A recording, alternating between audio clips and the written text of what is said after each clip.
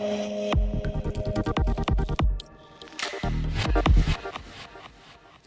ora, welcome to Shared Lunch, brought to you by Sharesies. I'm Frances Cook, I'm the investments editor for BusinessDesk. Now today, we are talking KiwiSaver. In December, there was a record number of people who made early withdrawals from their KiwiSaver funds due to financial hardship. And of the total 6,400 withdrawals made, more than half were for hardship.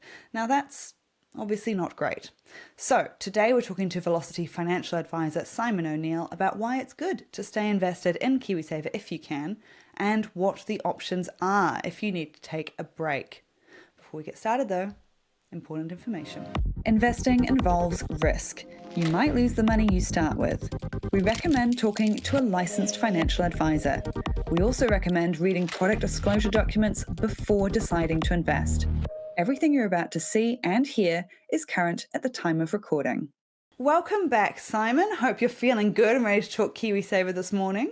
Hi, Francis. Thank you so much for having me on the shared lunch today. It's great to be here. Oh, it's great to have you on. Look, I've got to say, KiwiSaver, very important for people. Times are tough though, and I think this shows up in these hardship KiwiSaver withdrawals. More than half overtaken first home withdrawal for the first time. That doesn't bode well, really, does it? I mean, when you hear those sorts of numbers, do you feel a bit worried? It is a concerning trend. Yep, absolutely. You mentioned 6,400. That's a pretty high number. A lot of people are facing financial difficulties. There's lots of other contributing factors around the cost of living and whatnot. That's obviously stretching people. And so they are turning to their KiwiSaver as an option there to try and get some extra assistance. And I think there'll be many of us who've been in a tight financial situation at some point. I mean, it's a very rare person who hasn't ever felt tight. Like you say, cost of living at the moment, many people feeling a bit tight. Now, you haven't always been a financial advisor, right? You have also faced some tough situations. Tell us a bit more about your history and how you can identify with some of this. Oh, I've had some tight situations. Like, yes, I've had some change of circumstances, like so many of the clients that I have and the folks and friends that I talk to. I mean, as you know, KiwiSaver came in July of 2007. I'd just been back from overseas for a couple of years, and I was wearing a different coat back then. Had a couple of decades in radio back in the day. And this new thing, KiwiSaver, came out, and yes, sign up. We'll do 3%, and the boss will do 3%. Oh, it seems like a good idea. And then I was in KiwiSaver, and I had KiwiSaver. I wasn't sure who it was with, who the provider was. I just knew that I had KiwiSaver, and that was great. Fast forward a couple of years, and my now ex-wife and I bought our first home, and I went to get my KiwiSaver confirmation withdrawal out, and noticed that I'd just been in a default fund. And that had a considerable difference than if I had had a conversation with somebody to be in a balanced or a growth fund, depending on my time horizon when I needed those funds out. That made a considerable difference. And I worked out it was somewhere in the vicinity of $25,000 to $28,000 difference that I could have had if I'd had that conversation, or at least been pointed in the direction of that. So tough times in so much as obviously the more equity and the more skin in the game you have when you're using it for your first home is better. That was certainly a bit of a kick at that time to not be able to use the full amount. Yes. Isn't it funny, because that is very similar to when I first started learning about money, and I also looked into my KiwiSaver for the first time. This was for a podcast episode years and years ago now, and we were looking at it based on retirement time. So obviously that was based on decades of if I'd kept going on the path I was at that time with a default fund, versus if I'd switched to, we'd worked out it was better for me to be in a growth fund.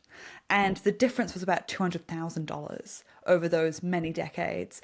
And it's a huge impact for no extra money from yourself. And I do think KiwiSaver sometimes gets ignored, right? When there are these little tweaks you can make to it that can be hugely powerful, but they do need time. 100%. And as you pointed out on talks and things, your books, obviously, and a podcast and a TED talk that I was recently watching of yours, this is the long game, right? This is a long-term investment. And it's unfortunate that people are in a position or finding themselves in a position for the withdrawal due to hardship and things, because that's obviously taking away from that long-term strategy that has been put in place that they've obviously up until this time have been working diligently and very hard to try to manage and stay on top of. And it's so important, as you say. Okay, so let's jump into how the withdrawal system works, and then we'll jump into how you can best manage that for your own future.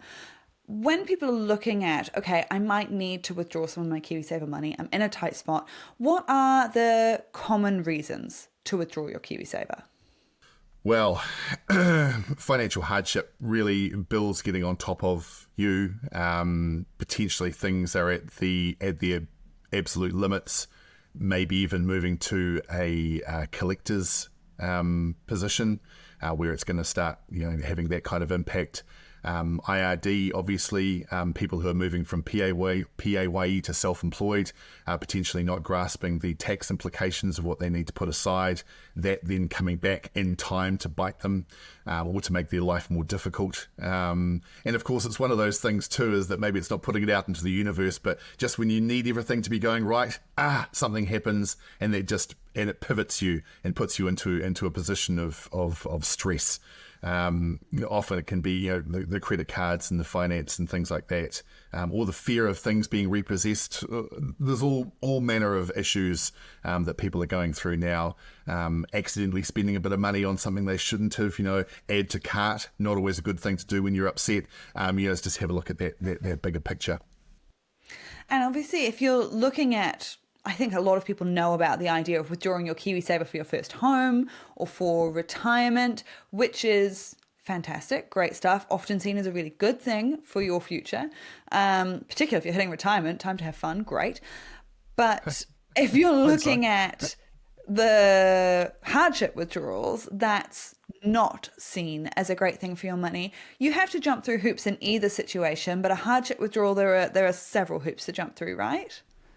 Yeah, that's right. And to be completely honest with you, I thought for a period of time, some time ago, that IRD as the gatekeeper would be or the provider would be paying the money directly to who you owe the money to, credit cards, for example, whereas actually that's not the case. My more recent understanding, Francis, is that the money is paid to you. So you jump through the hoops by providing months and months of statements, declarations, all that sort of thing to show that it is legitimate and that you do actually owe this money. The money is then paid to you and you sign a form to say that you are actually going to use this money from your KiwiSaver that's been deposited into your personal account to pay those things off. Unfortunately, that doesn't always happen, and people sometimes see the money turn up and then spend it on other things, which of course is not doing themselves any favours in the long run. But yeah, that's where they find themselves. And it takes a bit of time, right, to get through this process and also to get the money? With regards to the financial hardship itself, like I say, my understanding is there are a lot of hoops to jump through with regards to proving that you are in this position, because it was set up for retirement. This is a long-term forced savings, if you like, in a good way, in a nice way, for you. So diving into that or cancelling that or taking that away, they want to make sure that it is absolutely legitimate. So the information that you have to provide in order to get those funds out, my understanding is that's pretty substantial, yes. Now, you did mention there that they do, however, give the money to you. And so you can do silly things with it if that does happen. I have heard something about a trip to Fiji. Can you tell me more about that? What's happened there? Yeah, we've had some interesting conversations with product providers and people who are in a position to navigate those funds through to people's accounts, whereby then they've had to follow up to say, hey, listen, actually we can see some plane tickets were bought here, or another car was brought here. The excuses or the what happens off the back of that are often, hey, look, I was really stressed. I needed to actually just take a break and get away for a little while. These funds are actually really important for me. I am in financial hardship, but I can't take my kids to school because my car broke down. I needed to buy another car. So they're going into it saying, look, I need to pay off X, Y, Z. But when the funds actually come in, that money is actually being distributed elsewhere. And as you would imagine, those that have put the funds into your account are most unhappy with your decision to do that. And there can be some repercussions that are ugly, from what I understand, because you have signed something to say you're going to do it, and then you've not followed through with that. So, yeah, that's not a good position to put yourself into.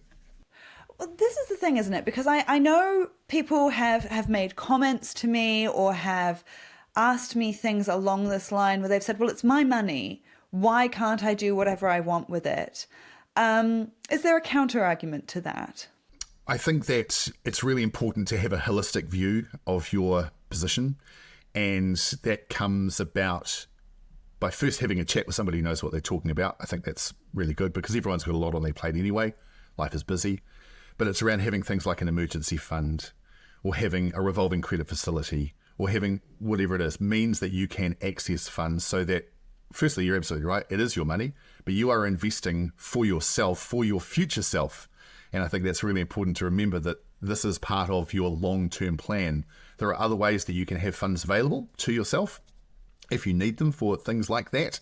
But again, that takes some fastidious work on your part to be saving and putting aside that nest egg and things. And I think that there may be a counter argument to the KiwiSaver, but really it was set up with the intention for really the first home or for retirement. I think probably retirement mostly, but obviously being able to use it for the first home is the kind of step up that so many Kiwis need, and so many Kiwis would not be able to get onto the home buying ladder or the property ladder without the assistance of the KiwiSaver.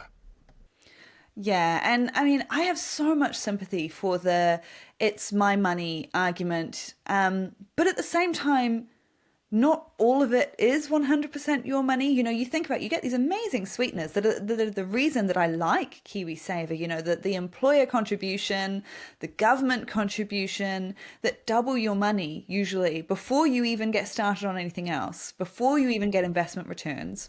Isn't that fantastic?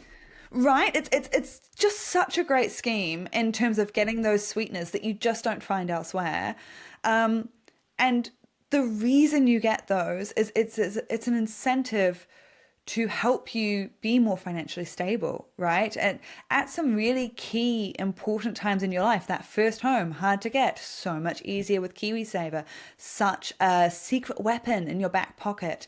For retirement, you know, we want to be able to kick back and enjoy those golden years. It can be really hard for people.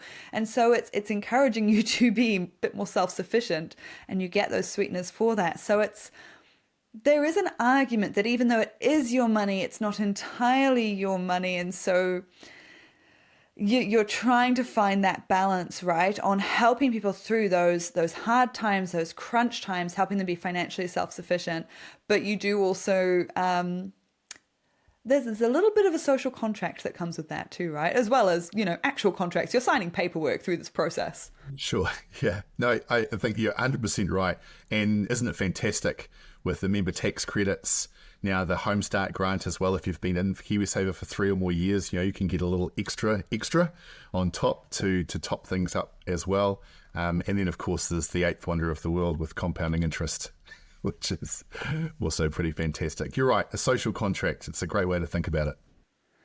So if people are taking it out for, we're hoping, good, legitimate reasons, or just to get through tough times, that's also a good, legitimate reason, as long as it's not plane tickets to Fiji. Yeah, don't do that. Yeah, don't do that. Can you take out all of the money in your KiwiSaver? Are there limits? Can you withdraw more than once? How does all of that work? So for the financial hardship, my understanding, Francis, is that it would be specific to what you've proven you are in hardship about. So the credit cards, for example, let's say, you know, I owe 10 grand. Look, we're going to put 10,000 in. You're going to pay off your credit card. If you've got 50,000 in there and you've got 10,000 owing, they're not going to put in 50 grand and you just do the rest with the 40 that you like. So that's my understanding around that. For the first home, you can take out as much or as little as you want of that. So again, if you have 100,000 in your KiwiSaver, but you only want to take out 50,000 for your first home, that is possible. You are able to do that. And of course, when it comes to retirement, you've got a couple of options really, which is fantastic as well. On a side note there is that you can take all of the money out if you wish to do so and put a couple of $100,000 into your account. Could be dangerous. You might bump yourself up to first class for that trip to Fiji, but that's an option. Or you can take it out as a monthly and have it like an allowance. So having a little bit on top of your super, for example, or some other investments that you might have made that are paying out as well. And of course, before hitting the withdrawal stage, there is the possibility of slightly less drastic step. You're at least leaving the balance that you've got currently, but you can pause putting any more money into your KiwiSaver, pause your contributions. So people are making tough choices at times like this. If people are feeling really squeezed, are you seeing them making this choice to pause contributions at this point? Yeah, thank you. It's a great question, and absolutely it's available to people. Previous to some changes that were made, whereby if you paused, you were sort of on pause until you proactively got back into it. It's changed slightly now, whereby you can apply for a pause, which is pretty standard 3 months, or you can pause up to a year. You then would need to go in and sort of reapply, which my understanding is that you can have it okay, but you have to proactively reapply for another pause because they want you recontributing back as soon as you possibly can. So those are kind of the options around that for the pause. What we are seeing as well is with the first home buyers is a change to some of their strategies around how much they're contributing. So not so much a pause, but I've got clients that are putting 10% of their salary in currently to build up their KiwiSaver as much as possible, knowing that when they get their first home and they use that KiwiSaver as part of the deposit, they're then going to move it down to 3, or I've suggested 4% as a better way, and I can go into that more for you as an option. So firstly, great, excuse me, for the bank and the serviceability, because 10% of your income, hang on a second, you've got to pay mortgage and rates and insurance and all the rest of it. Actually, we're going to put it back to 3%. So the part of their strategy is we'll put as much in as we can now, and then we'll either take a pause or we'll drop it right back to the 3 or 4% until we find our feet and work out a new budget and see what that's going to look like. And I've got to say, when they made that change to going up, they also changed it from being called a holiday, which I think was very funny. They were like, no, we don't need this positive framing of not putting money into your KiwiSaver. It's not a holiday, it's a pause. But they also, as you say, they made it so that you went from, I'm hitting pause, and it's pause for, I think it was 5 years, wasn't it? And then, as you say, now it's a few months, depending on how you do this. And I think that was fantastic, because I have talked to so many people who hit pause because they had a little bit of a crunch time. Fair enough, life happens. They had a little bit of a crunch time and then they just forgot. And 5 years whizzed by, and they came to it and they got an email or a letter saying, hey, it's time to restart your KiwiSaver. And they just thought, oh my goodness, I haven't been putting into KiwiSaver this whole time, totally forgot about it, and I could have been. And so this is actually really helping us all when we've got busy lives. It helps us say, are you sure you still want to pause? Are you sure you don't want to build it up again? Because this is what we keep coming back to in this conversation, right? Putting in a little bit often and then giving it some time is so key. If you have that big, long 5-year pause, can be quite bad, can't it? 100%. And we're seeing the same thing. We certainly saw the same thing with having those conversations with people, and it just slips by the wayside. They do, oh, that's right, completely forgot about that. And what they're missing out on, as per your experience, certainly my experience with the house and things, is not only the fun, but all of those member tax credits you're missing out on, the free money from the government, 50 cents on the dollar up to $1,042. I mean, it's magic. It's magic. So definitely a great pivot and an excellent adjustment that they did make to take away some of that framing. As you say, I'm going on holiday. It's a suspension. Oh, I don't want to be suspended. I want to get back into it. So, yeah. And I think that's actually another really good point that you make there that I want to re-emphasize when you're saying there about the free money that you get from your employer, from the government. You only get that sort of within each tax year. So you have to put a certain amount into your KiwiSaver each year to qualify for those freebies. And you can't put in more the next year and then say, okay, cool, recredit me for the previous year. It's you either did it that year or you didn't. And so if you do hit pause, fair enough if that's what you need to do, but you need to understand that you're missing out on free money from other people, which you could then spend either on a house deposit or when you're old and grey and want to go and, hit the slopes, whatever, that's fine. You'll have earned it by then, that's great. So it is a decision that you want to make really eyes open and not for any longer than you need to, right? Because you miss out on freebies. I love a freebie. 100%. And I think too that it's important to understand for not only PAYE but self-employed, they hear about the free money, that $1,042, and then I get 521, 50 cents on the dollar. I can't put in 1,042. That's fine. Put in 500. You're going to get 250 back. It's still 50 cents on the dollar up to that 1,042. So even if you can just put in a little bit, some years are better than others, then you're going to be able to capitalize on that. 100%. Or if it's depending on what type of business, if it's easier to spread it out, $20 a week, that's totally fine. Depending on how you get paid, if it's lump sums or more regular, just do it the most manageable way you can. And like you say, you'll still get 50 cents on the dollar even if you put in less than that $1,000. So I think that's a really good point. If people are, on a slightly more positive note, looking to do a withdrawal for a first home. Oh, exciting. Yeah. Very exciting. Love really this. Cool. Yeah, that's great. What sort of things do people have to take into account when they're planning for that? So for the first home, see this a lot, and isn't it great? I mean, just what a wonderful way to bump up your deposit, especially in these times when you look at house prices, interest rates, wherever it is that you might be in the country. It could be in Timbuktu or Temuku. It doesn't matter. It's crazy everywhere. So firstly, the fund that you're in, really, really important, right? We've talked about before about the default and the growth fund. They come with their own pros and cons. One of the potential cons of being in a growth fund is that it's quite volatile. It fluctuates up and down. And with the likes of, dot-com boom, COVID, wars, other things that are going on in the world that have an impact on little old New Zealand and the things that we invest in, is that you might find that at the time of withdrawal, that growth fund has actually taken a dip. So whereas you might be working on $50,000 or $100,000, take your pick, actually that's now $35,000 because there's been a dip. So keep an eye as you approach your time horizon. Sounds a bit cheesy, but the terminology around it, as you're approaching the time that you're going to be taking your money out, is have a look at the fund that you're in. And that's not necessarily moving it from a growth fund to a default fund, but it's having maybe a bit of a mix of a balanced and a growth, and just having a look at your risk profile, what you feel comfortable about. Second thing is that any bank, whether you're approaching them yourselves or through a broker, is you're going to need confirmation. So contact your provider, normally an 0800 number, whether it's the bank or somebody else, and say, look, I'm buying my first home. I need a confirmation withdrawal certificate. This is a stamp, a line in the sand to say, hey, look, that's fantastic. Francis, as of this date, you are eligible for X amount from your KiwiSaver. That's what you need to send into the bank or give to your broker to give to the bank to make up part of that deposit. And then, of course, be thinking a bit more long-term, as we talked about before, around what happens then. You're going to need around 20 days or so, or your lawyer's going to need around 20 days to process that KiwiSaver through IRD, the gatekeepers, of course, to make sure that can all be done.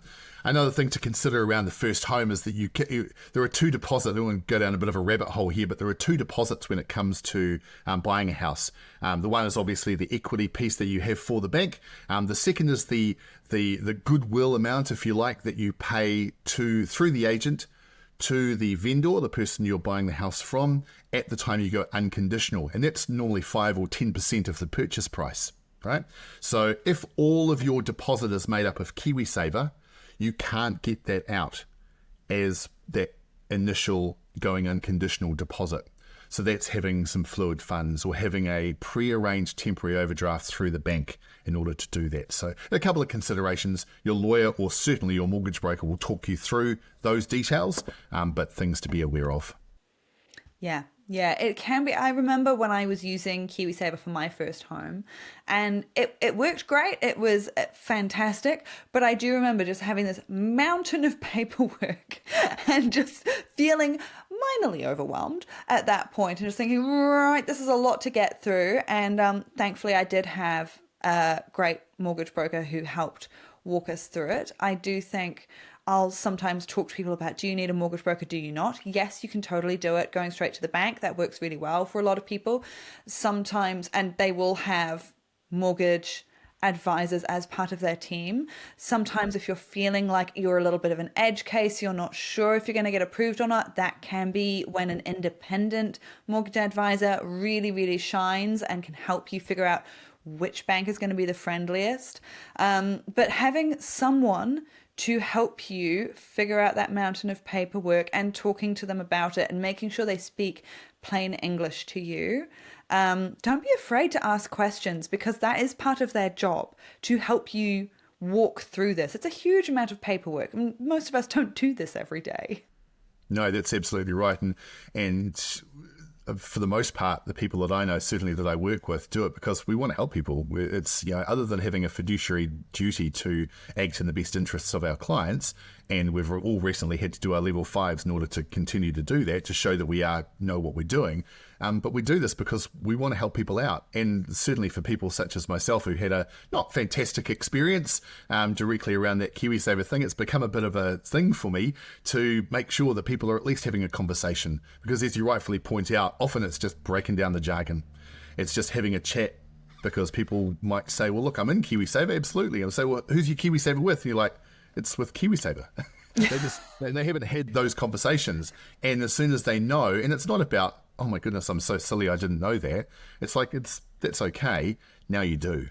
And how much better do you feel now that you know all of this stuff and you've got a little bit of an edge on somebody else? Absolutely.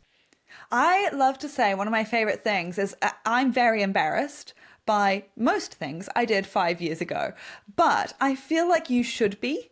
I feel like you should look back at yourself 5 years ago and be like, oh, they were a bit of an idiot. Because if you don't, that means you haven't grown. You haven't learned anything new. And you should be constantly learning new things. So, okay, sometimes you'll run into these KiwiSaver walls and think, oh, I feel really stupid not knowing that. Okay, but now you know, and isn't that exciting? You know?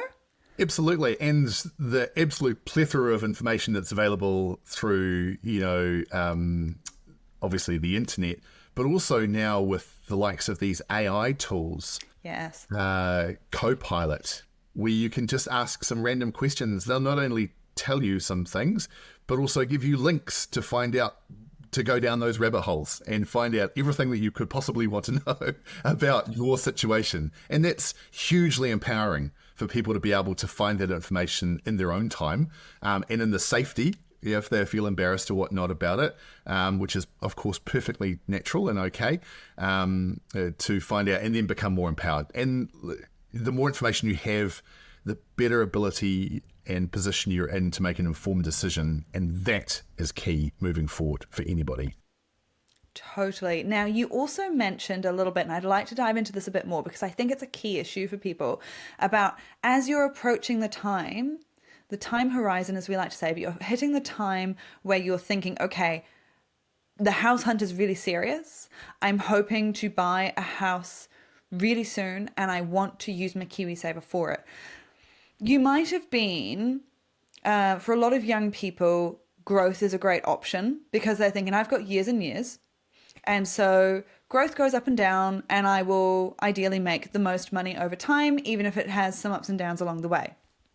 But as you said, as you hit that time where you're going to withdraw it, you don't want to take a dip right as you're about to use it for your deposit, because that can cause problems, especially if you're sort of right on the line, it suddenly goes down and you don't have the full deposit you thought you did.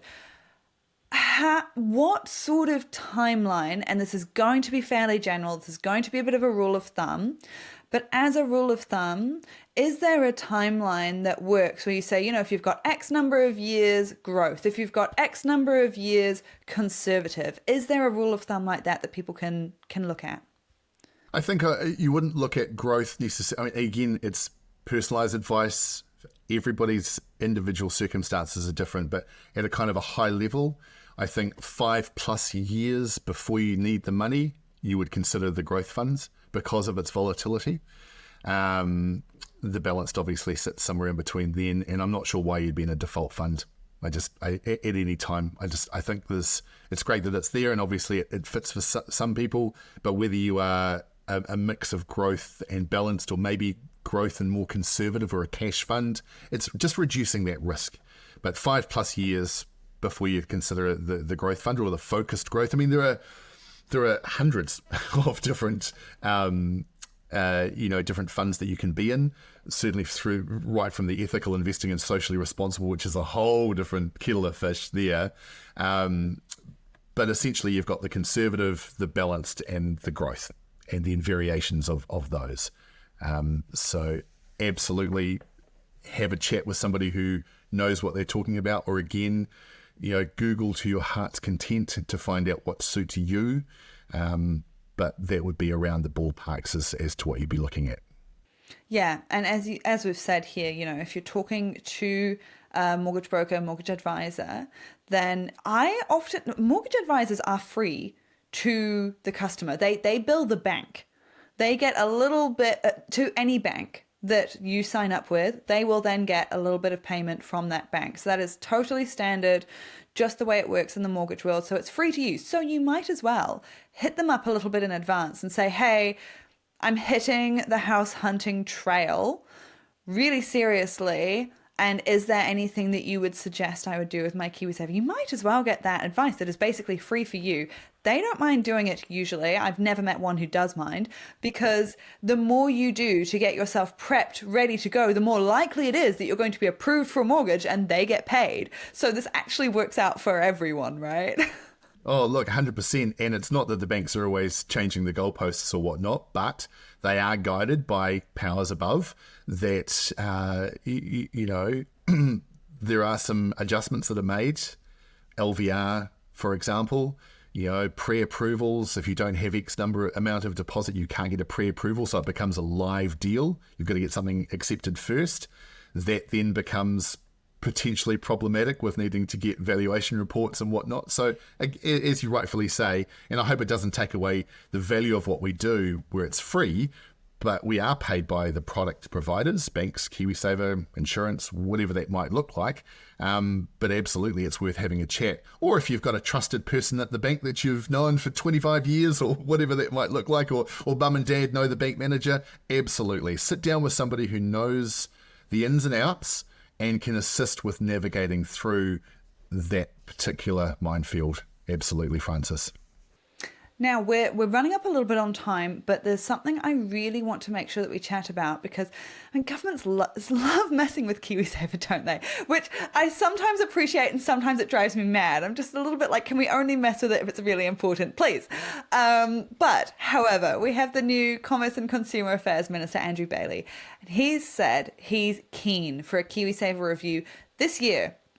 So I will be eagerly watching to see what happens there. But of course, there are always improvements that can be made. What tweaks would you like to see as someone who is working on the front lines of this issue?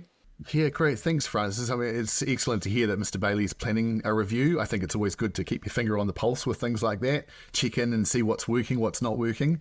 I think the adjustments that they made last time around the, not a holiday, it's a suspension, to, the increased percentage amounts that you can then contribute, the 3, 4, 6, 8 or 10%. There's little tweaks along the way I think are fantastic.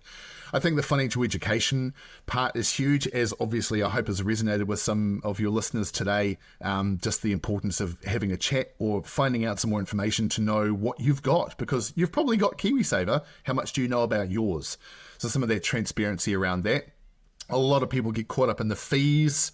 I'd say steer away from that. You get what you pay for, right? At the end of the day, it's like anything. I'd rather pay some fees and get something awesome than just be kind of trickling along. So again, it's a different conversation to have, but that's part of it.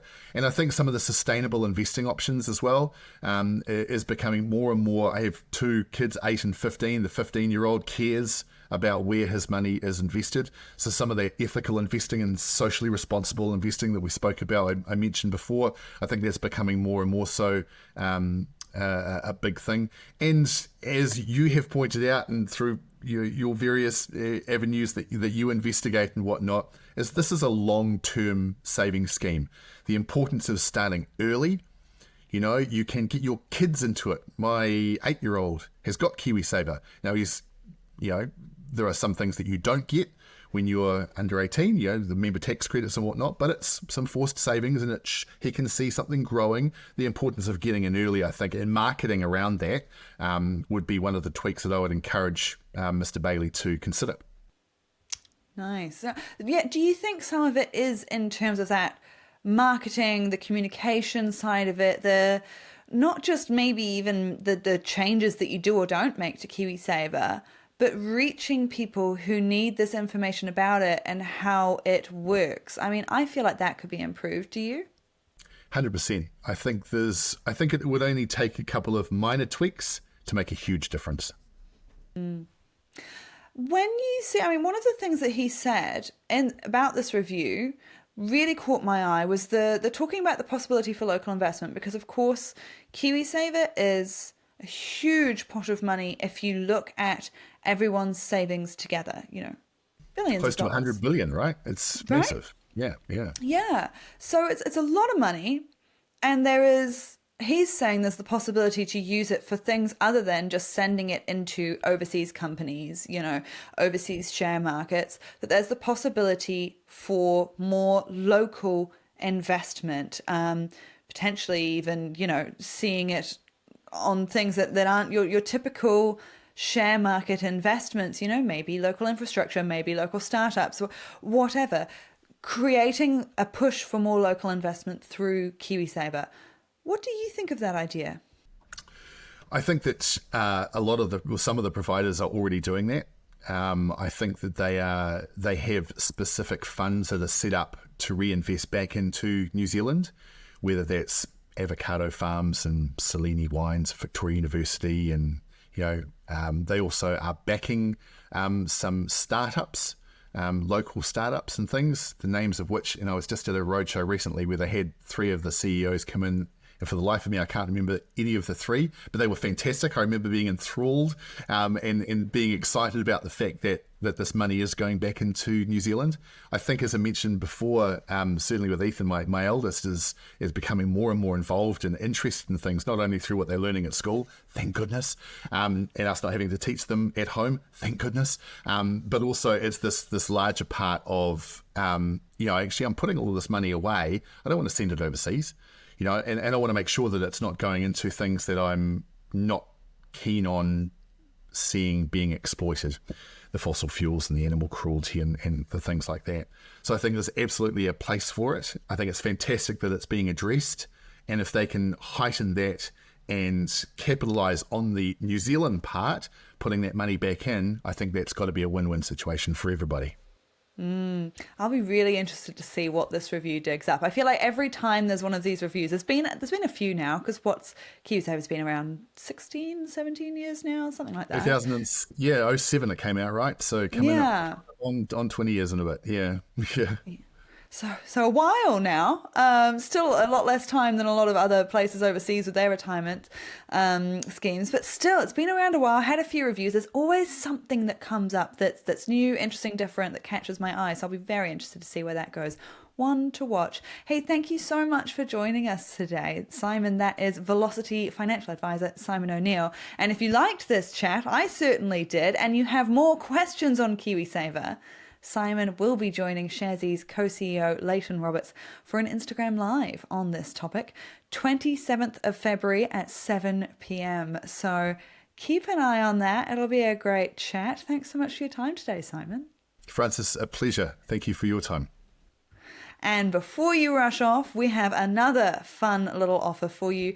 Special offer for Sharesies investors from BusinessDesk if you use the promo code SharedLunch2024, because of course it is a brand new year. Where is time going? SharedLunch2024. That gets you $100 off an annual subscription to BusinessDesk, which is usually $249, including GST. Now, T's and C's, the offer does only apply to new BusinessDesk subscribers, can only be used once per subscriber, can't be used with any other discounts. Thanks so much for tuning in, everyone. You can watch Shared Lunch on YouTube, listen to the podcast wherever you get your podcast, leave us a rating and a comment with who and what you'd like to hear about next. Enjoy the rest of your week.